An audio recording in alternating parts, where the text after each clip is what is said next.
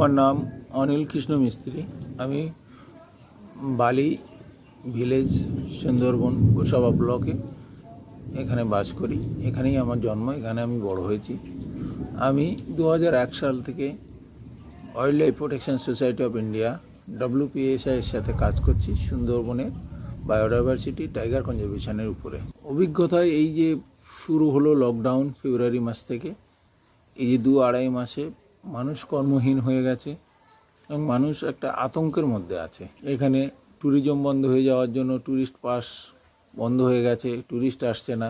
Tourist না আসা মানে সমস্ত সেক্টরের যারা গাইডের কাজ করতো তারা বসে গেছে, যারা বোট ভাড়া দিত তাদের বোট ভাড়া হয় না, যারা চিকেন সাপ্লাই দিত, ভেজিটেবল সাপ্লাই দিত তারা হয় না, মুদিখানার দোকানদারদের ইনকাম বন্ধ, তো হোটেলগুলো চলছে না, হোটেলে যারা কাজ করতো তাদের কাজ নেই। এই মতো অবস্থাতেই একদম মানুষ কর্মহীন হয়ে পড়েছে। মানুষ খুব নিজেদের অসহায় বোধ করছে।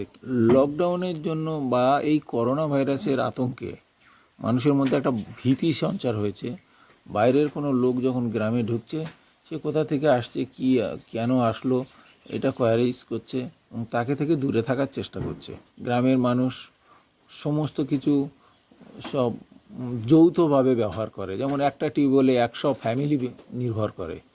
তো সেই জায়গায় দাঁড়িয়ে এই সংক্রমণ এড়াতে গেলে সরকারকে যথোপযুক্ত অ্যাওয়ারনেসের ব্যবস্থা করতে হবে এবং যে সমস্ত নিয়মকানুন আছে, যে একটা বোটে 40 জন করে ট্যুরিস্ট অ্যালাউ করা হয়, সেটাও কেউ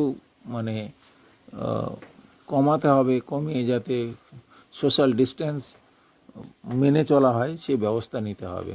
লকডাউনের ফলে বায়োডাইভার্সিটি কোনো ক্ষতি হয়নি, বরং জঙ্গলের মধ্যে যে সমস্ত বন্য প্রাণী থাকে, পাখিরা যেভাবে ডিস্টার্ব ফিল করতো, তারা অনেক স্বাচ্ছন্দ্য পেয়েছিল।